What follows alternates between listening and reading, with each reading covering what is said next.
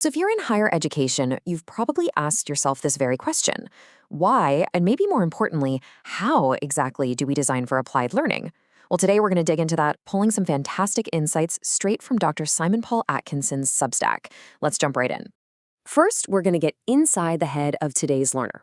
Then, we'll zoom out to look at the bigger picture, the whole purpose of education.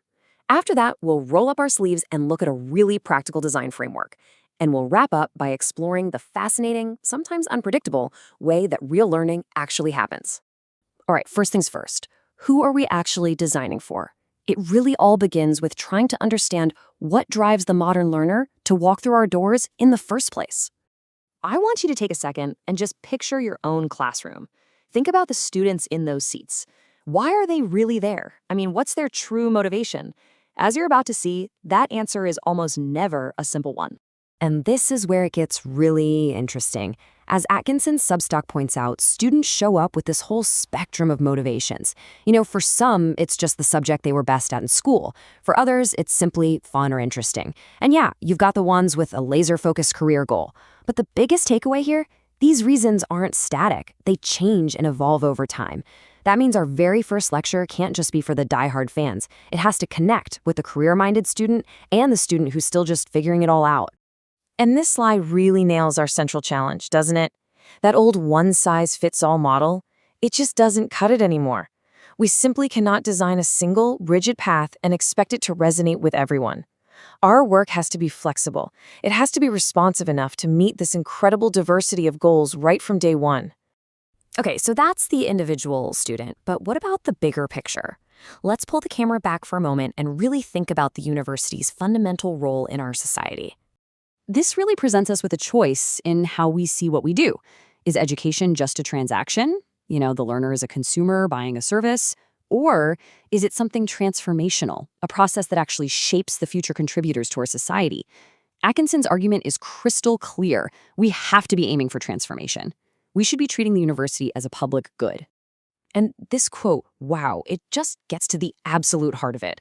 We're not in the business of just filling up empty heads with facts.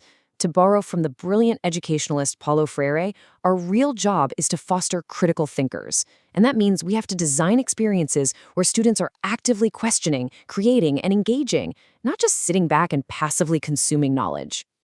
So how do we make this stuff practical? Well, there's a really powerful concept called glocalization. It's this idea of thinking globally but acting locally. So we equip our students with these big global perspectives, but we also empower them to apply that knowledge right where they live, whether that's in local government, community health, or regional business development. Okay, so that's the big picture philosophy, the why. Now let's get down to brass tacks and talk about the how.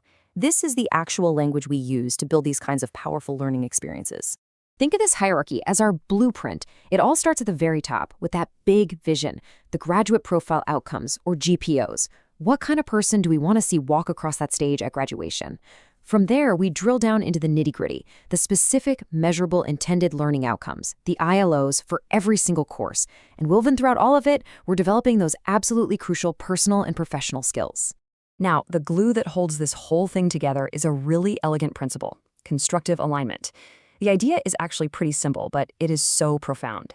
It means that everything a student does, every single lecture they attend, every lab, every assignment, has to be intentionally designed to help them achieve those intended learning outcomes. There's no wasted effort. Every single piece has a purpose. All right, for our final section, we're going to explore an idea that goes a little bit beyond our carefully laid plans. It ventures into the beautiful, messy reality of how learning actually happens. So we have our intended outcomes, right? That's our blueprint. But, as Dr. Atkinson points out, some of the deepest, most meaningful learning is emergent. It's unplanned. It's that sudden aha moment a student has during a group discussion.